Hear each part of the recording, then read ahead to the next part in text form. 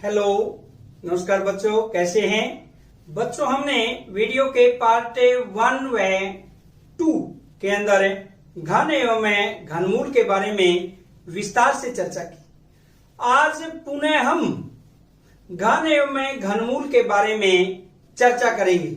वह आपसे जानना चाहेंगे कि आपने वीडियो के पार्ट 1 व 2 में घन एवं घनमूल के बारे में कितना सीखा है।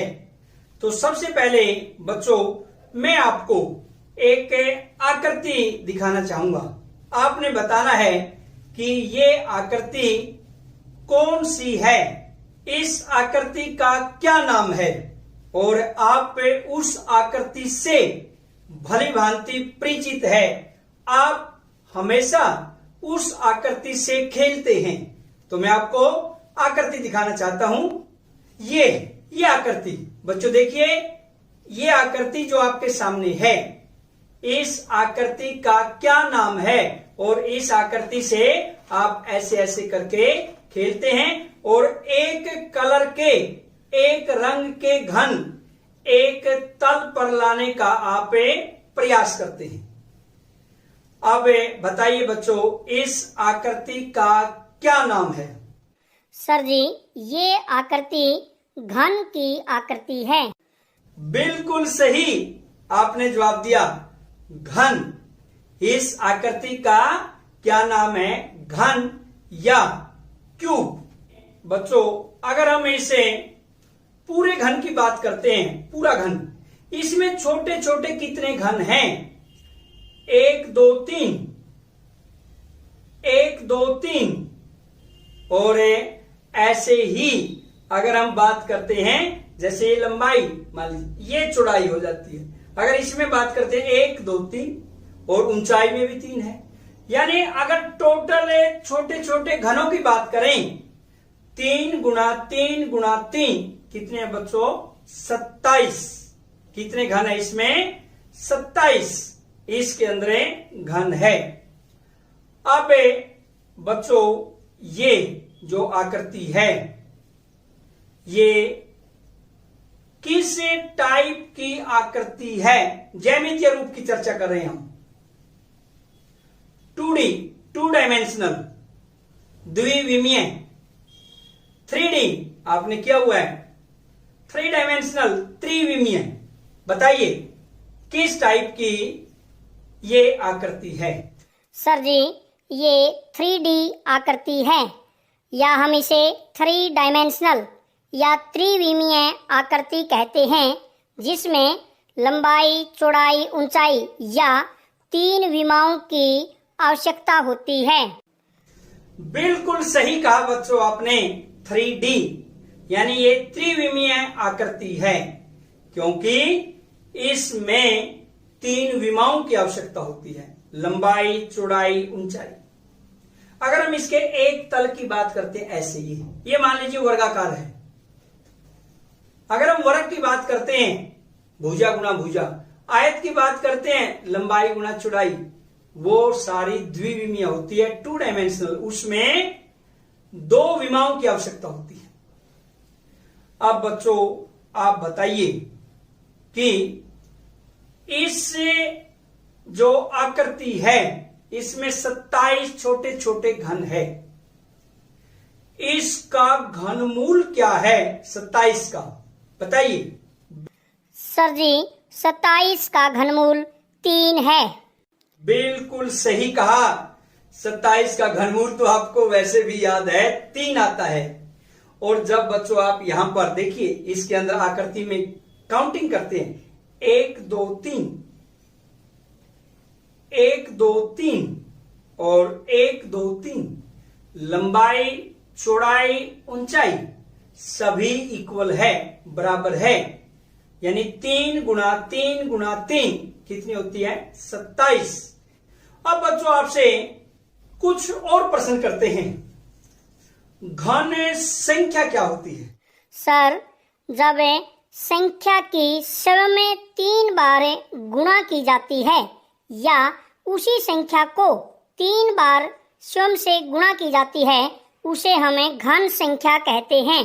बिल्कुल सही कहा आपने। अब बताइए बच्चों, आप 8 का घन क्या होता है? सर 8 का घन 512 होता है। बिल्कुल सही।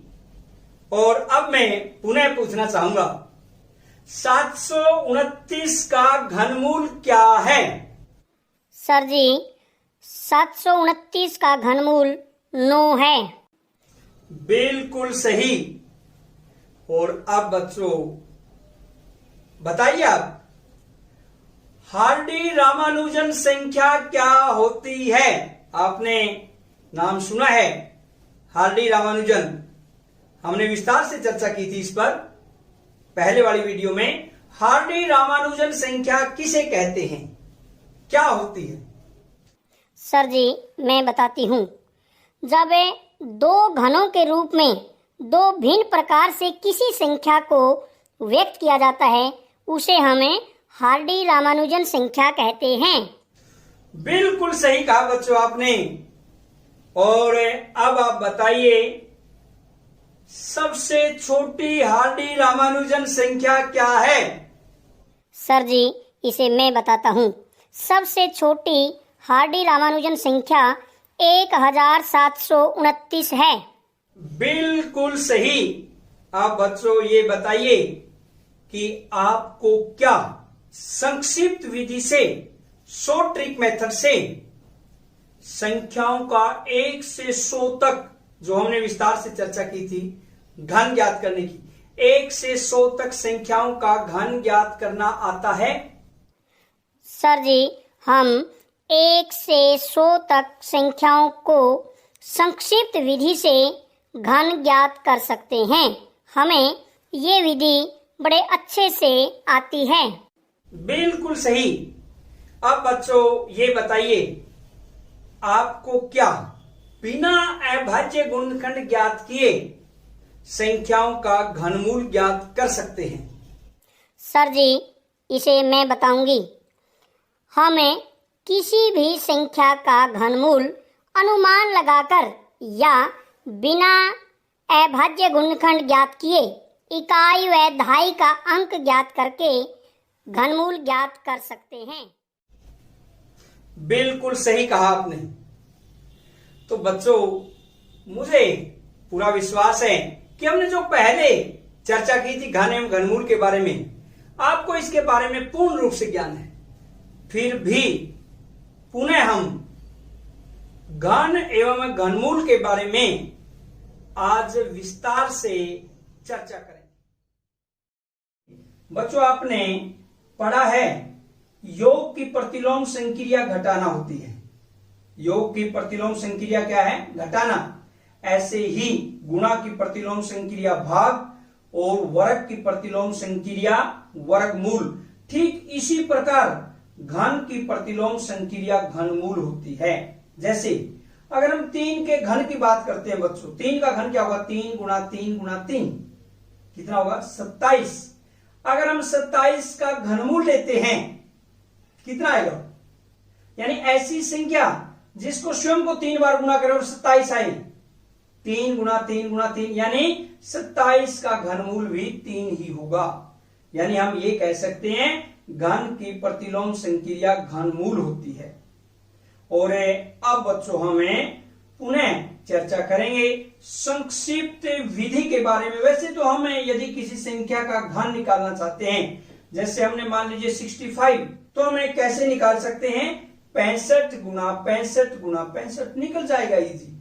लेकिन हम एक संक्षिप्त विधि के द्वारा, शॉर्ट ट्रिक से हमें घन निकालेंगे। जैसे कोई भी 1 से 100 तक की संख्याओं का बच्चों हम घन संक्षिप्त विधि से बड़े ही आसानी से निकाल सकते हैं। जैसे एक एग्जांपल लेते हैं हम, 35 का घन हम निकालना चाहते हैं। कितने का घन है? 35 का घन। ये संख्या बच्चों हमने लिख दी 35 का घन। इसका हमें घन निकालना चाहेंगे संक्षिप्त विधि यानी शॉर्ट ट्रिक से। कैसे निकालें? इसके सबसे पहले 35 में बच्चों एक अंक ये है और एक अंक ये, 2 अंक है।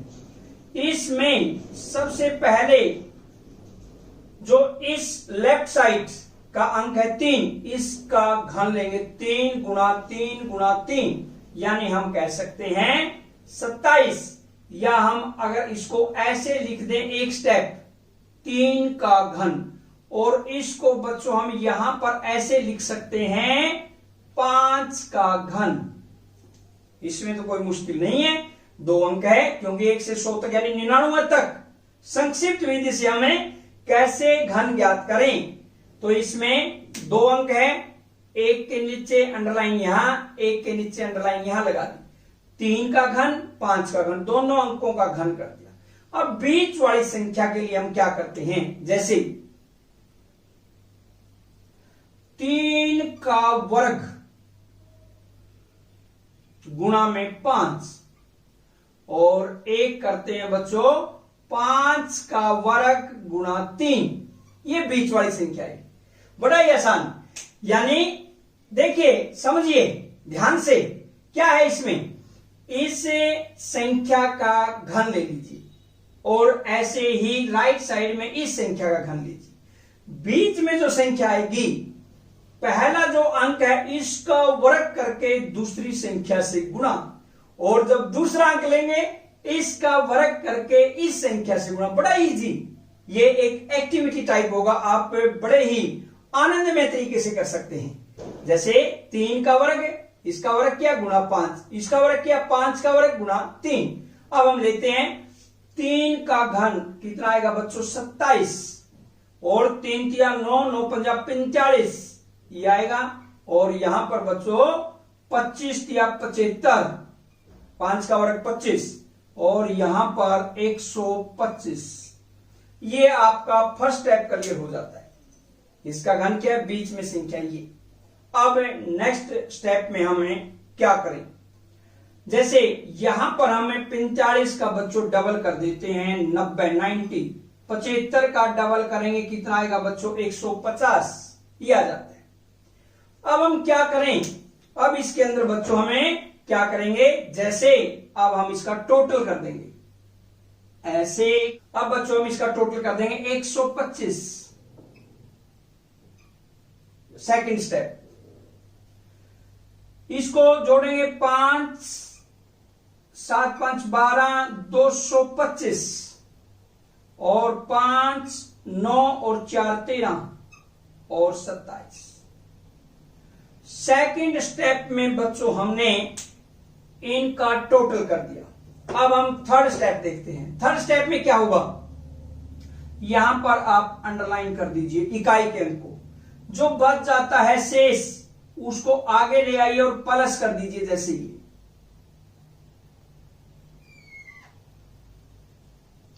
यहां पर बच्चों जब हमें देखते हैं कितना आएगा, टोटल करते हैं 7, 3, 2, इसमें भी इकाई के अंक को अंडरलाइन प्लस आगे, शेष जो संख्या बचती है 8, इसमें भी वही तरीका, इकाई के अंक को अंडरलाइन, बाकी जो शेष संख्या बचती है इसको आगे ले चलिए हासिल के लिए +15। अब हमें ये आ जाता है आपका थर्ड स्टेप, और इसी से आपका आंसर आ जाता है 35 का घन बराबर।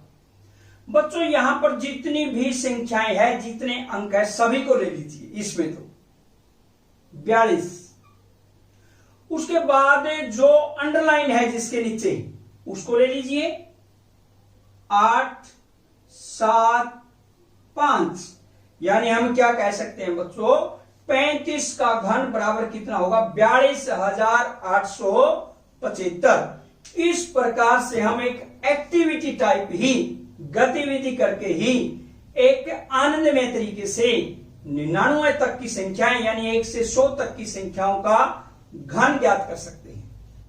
अब बच्चों हमें नेक्स्ट टाइप करते हैं कि किसी संख्या को किस से गुणा की जाए कि यह एक पूर्ण घन बन जाए। जैसे अगर हम एक एग्जांपल देखते हैं, कोई मान लीजिए पूर्ण घन संख्या नहीं है, तो उसको किस संख्या से गुणा करें कि यह एक पूर्ण घन बन जाए। जैसे एक एग्जांपल देखते हैं 675, ये लेते हैं हमें 675, ये हमने संख्या ले ली बच्चों 675। इसको किस संख्या से गुणा करें कि यह एक पूर्ण घन बन जाए। जैसे सबसे पहला हमारा काम क्या है बच्चों, इसके अभाज्य गुणनखंड बना लेंगे। अभाज्य गुणनखंड बनाने के लिए सबसे पहले 2 से भाग करेंगे, फिर 3, 5, 7, 11 ऐसे करेंगे। 2 से विभाजकता क्या होती है, अगर संख्या का इकाई का अंक 2 से भाग होता है, लेकिन यहां इकाई का अंक 2 से भाग नहीं होता, इसलिए बच्चों यह संख्या 2 से विभाजित नहीं होगी। 3 से विभाजकता चेक करते हैं, अंकों का योग करके देख लीजिए, 6 और 7 13 और 5 18, 18 3 से भाग होता है। इसका मतलब क्या हुआ बच्चों, यह संख्या किससे 3 से विभाजित होती है। 3 से, 3 दूनी 6, 3 दूनी 6, फिर बच्चों 4 और 5 9, फिर 3 पर चलेगा, फिर 3 पर चलेगा,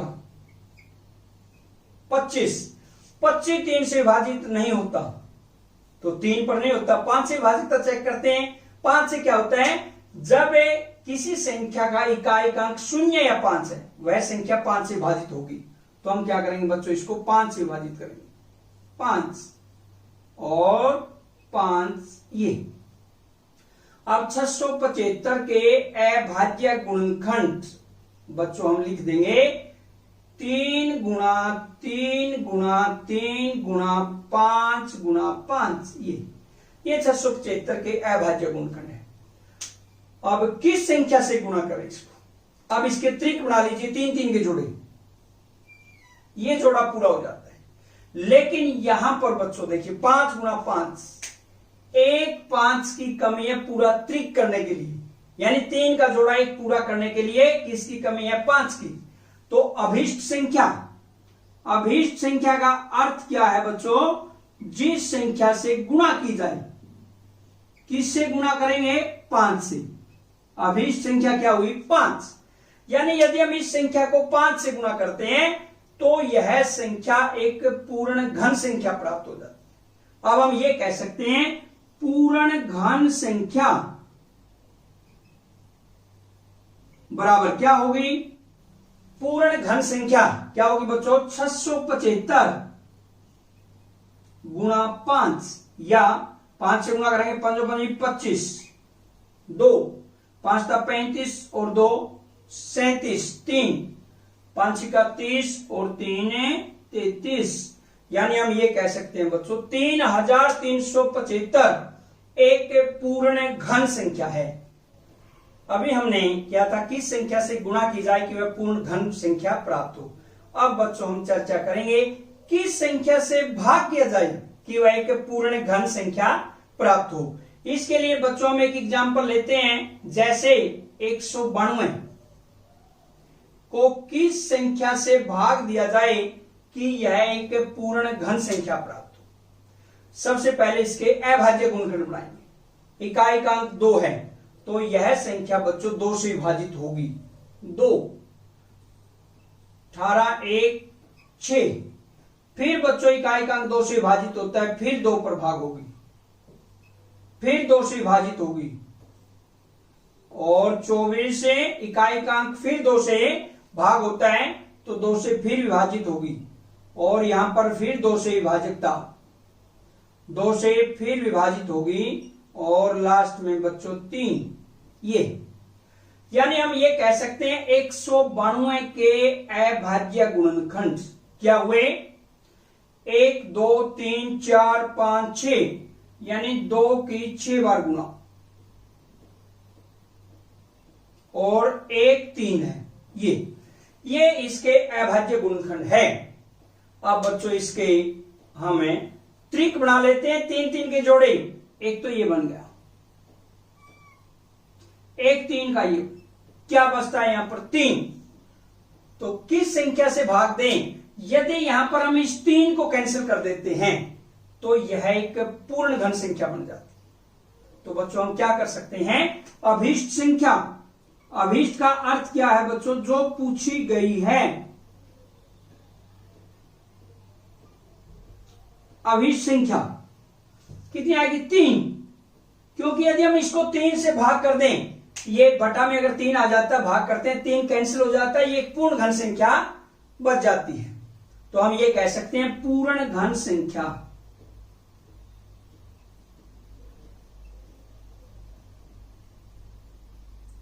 बराबर 192 भाग में 3, यानी 3 से भाग करेंगे। जब 3 से भाग करेंगे 3 छिक्का 18, 1 64, क्या आती है बच्चों संख्या 64, 64, और ये 64 एक पूर्ण घन संख्या है। अब बच्चों हम चर्चा करेंगे अभाज्य गुणनखंड विधि से किस प्रकार हमें संख्याओं का घनमूल ज्ञात कर सकते हैं। अभाज्य गुणनखंड विधि से कैसे हम संख्याओं का घनमूल ज्ञात करें। जैसे एक एग्जांपल लेते हैं, मान लीजिए 27,000, इस संख्या का हमने घनमूल ज्ञात करना है। 27,000, इकाई का अंक 2 से भाग होता है, 0 है 2 से चलेगा, फिर इकाई का अंक 2 से भाग होता है बच्चों, फिर इकाई का अंक 2 से भाग होता है। जब तक 2 से भाग होता है हम विभाजित करते चलेंगे। 2 × 14, 2 × 10। अब इकाई का अंक 2 से भाग नहीं होता, इसलिए यह संख्या 2 से विभाजित नहीं है। अब 3 से विभाजकता चेक करने के लिए अंकों का योग करके देख लीजिए। 5 और 7 12, 15, 18, 3 से विभाजित होगा। ये अब अंकों का योग 3 से फिर विभाजित होगा। 3 × 3 9, कितने बच गए बच्चों 2, 22, 3 × 21, 1 3 × 5 15, फिर 3 पर विभाजित होगा। 1 3 × 6, 3 × 5 15। अब 5 2 7 और 1 8, अंकों का योग 8 है, 3 से विभाजित नहीं होता। अब बच्चों हम कहेंगे 5 से, इकाई का अंक 5 है तो 5 से विभाजित होगा। 25 पंजा 125, फिर 5 पर चलेगा और लास्ट में फिर 5 पर चलेगा। इस प्रकार से हम ये कह सकते हैं बच्चों 27,000 के अभाज्य गुणनखंड बराबर क्या हो गए 2 × 2 × 2, फिर 3 × 3 × 3, वह 5 × 5 × 5। ये 27,000 के अभाज्य गुणनखंड है बच्चों। ये जो 27,000 संख्या है उसके अभाज्य गुणनखंड है। अब इसके त्रिक बना लीजिए, 3 3 के जोड़े ये बन जाते हैं। या हम ये कह सकते हैं बच्चों घनमूल, ये निशान होता है घनमूल का। घन का अर्थ शक्ति 3 पावर 3 और घनमूल का अर्थ होता है बच्चों शक्ति 1/3, यानी पावर कितनी हुई 1/3।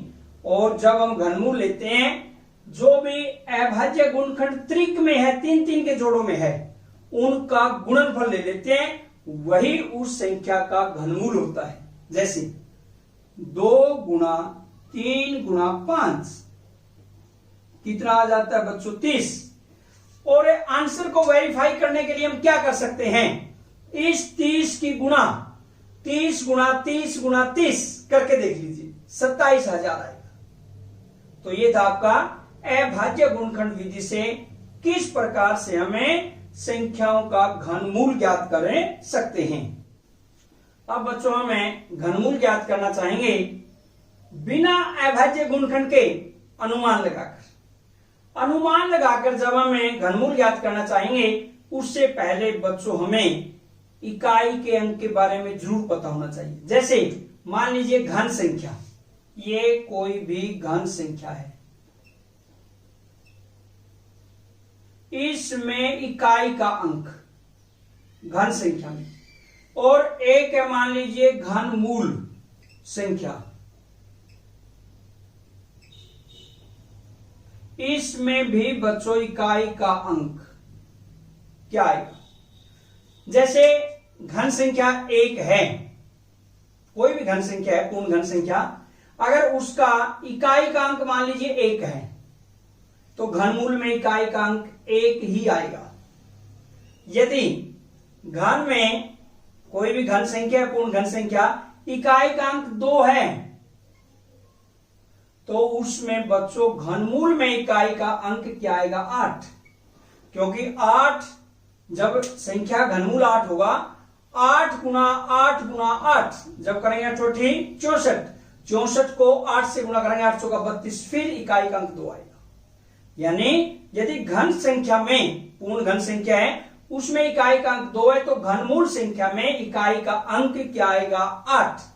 ऐसे ही बच्चों यदि घन संख्या, कोई भी पूर्ण घन संख्या है, इकाई का अंक उसका 3 है, तो घनमूल संख्या में इकाई का अंक क्या आएगा? 7। क्या आएगा बच्चों? 7। क्योंकि 7 गुना 7 गुना 7 करके देख लीजिए, 7 49 को 7 से करेंगे, 7 9 3 ही आएगा। अगर घन संख्या में कोई पूर्ण घन संख्या इकाई का अंक 4 है, तो घनमूल संख्या में भी इकाई का अंक क्या आएगा? 4 ही आएगा। 5, अगर 5 है तो 5 ही आएगा। 6 है तो 6 ही आएगा। 7 है तो 3 आएगा। और यदि 8 है तो क्या आएगा? 2। अभी हमने किया था 2 8 3 7, अब उल्टा हो जाएगा, 7 3 8 2। और यदि इकाई का अंक 9 है पूर्ण घन संख्या में, घनमूल में भी 9 होगा। और यदि 0 है तो 0 आएगा। जैसे बच्चों 32,768 ये एक संख्या है। सबसे पहला काम हम क्या करेंगे? इसके इकाई के अंक की तरफ से एक त्रिक बना लेते हैं, 3 का जोड़ा ऐसे, ये बन जाता है। जो शेष अंक बचते हैं एक जोड़ा उनका बना लेते हैं ये। अब हमने इसमें क्या करना है?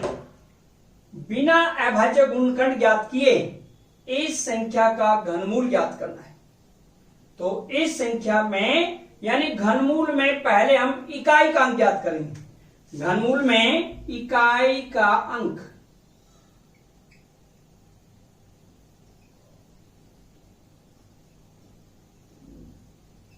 घनमूल में इकाई का अंक, पूर्ण घन संख्या में बच्चों 8 है, हमने अभी चर्चा की थी, 2 आएगा, क्योंकि 2 गुना 2 गुना 2 तभी 8 आएगा। इकाई का अंक तो क्लियर हो जाता है। अब हम घनमूल में 2.5 का अंक ज्ञात करेंगे। घनमूल में 2.5 का अंक, उसको बच्चों कैसे ज्ञात करें? बड़ा ही आसान है, बहुत इजी। 32, 3 का अगर घन करते हैं, 3 गुना 3 गुना 3, यानी हम कह सकते हैं 3 का घन कितना आएगा बच्चों? 27। छोटा है, 3 का घन है, छोटा है किससे? 32 से। और 32 छोटा है किससे बच्चों? 4 के घन से। यानी 4 के घन से 32 छोटा है। और 2.5 के अंक में बच्चों हमने क्या करना है? अब जब हम 2.5 का अंक ज्ञात कर रहे हैं तो इसमें क्या करेंगे? जो छोटा अंक है वो लेंगे हमेशा, ये ध्यान रखना बस। जैसे ये संख्या बची, ये किन किन संख्याओं के घन के बीच में है? यानी 3 के घन से बड़ी है और 4 के घन से छोटी। जो छोटी संख्या घन है वही 2.5 का अंक होगा, बस 2.5 का अंक बराबर बच्चों क्या आएगा? 3। अब तो बड़ा इजी निकल जाता है, बस 32,768 का घनमूल क्या आएगा बच्चों? बराबर 2.5 का अंक हमें पता है 3 और इकाई का अंक पता हमें 2। तो इसमें संख्या का घनमूल 32,768 का बच्चों घनमूल क्या आएगा? 32। आंसर को चेक करने के लिए 32 गुना 32 गुना 32 करके देख लीजिए, वही 32,768 आएगा। बच्चों अगर आपने वीडियो को बिल्कुल ध्यान से देखा है तो कुछ प्रश्नों के बारे में चर्चा करते हैं जो आपने स्वयं करने हैं। जैसे प्रश्न नंबर 1 क्या है? संक्षिप्त विधि से निम्नलिखित संख्याओं का घन ज्ञात कीजिए। बच्चों संक्षिप्त विधि का अर्थ है हमने शॉर्ट ट्रिक जो की थी, उसमें हमने दोनों अंकों के नीचे क्या थे, अंडरलाइन करके ऐसे घन लेके बीच में संख्याएं लिखी थी, डबल करके इकाई के अंक के नीचे अंडरलाइन करके, जो हमने वो संक्षिप्त विधि के बारे में सीखा था, उसी संक्षिप्त विधि से निम्नलिखित संख्याओं का घन ज्ञात कीजिए। फर्स्ट क्या है, 48, सेकंड 37 और थर्ड 79, 79। इसको बच्चों ने संक्षिप्त विधि से इसका घन ज्ञात करना है और आप सीधा भी घन ज्ञात कर सकते हैं। जैसे 48 का आपने संक्षिप्त विधि से किया, उसके बाद आप 48 गुणा 48 गुणा 48 वो भी घन ज्ञात कर दीजिए। दोनों घनों को टैली कीजिए, बिल्कुल इक्वल आना चाहिए। इस प्रकार से आप स्वयं करके देखेंगे। प्रश्न नंबर 2, प्रश्न नंबर 2 बच्चों इसमें क्या है, अभाज्य गुणनखंडन विधि व बिना गुणनखंडन ज्ञात किए आप यह अनुमान लगा सकते हैं कि निम्नलिखित संख्याओं का घनमूल क्या है। जैसे 10,648, इसका घनमूल ज्ञात कीजिए आप, एक तो अभाज्य गुणनखंड विधि से और दूसरा बच्चों आप अनुमान लगाकर, यानी इकाई व दहाई का अंक ज्ञात करके, दोनों में समान आना चाहिए। सेकंड पार्ट क्या है, 13,824, इसका भी आप घनमूल ज्ञात करेंगे दोनों ही विधियों से। और तीसरा क्या है बच्चों, 91,125, अभाज्य गुणनखंड विधि से इसका घनमूल ज्ञात कीजिए व इकाई व दहाई का अंक ज्ञात करके इन संख्याओं का आप घनमूल ज्ञात करेंगे और दोनों घनमूल इक्वल आने चाहिए। आज की वीडियो में इतना ही। जय हिंद, जय भारत।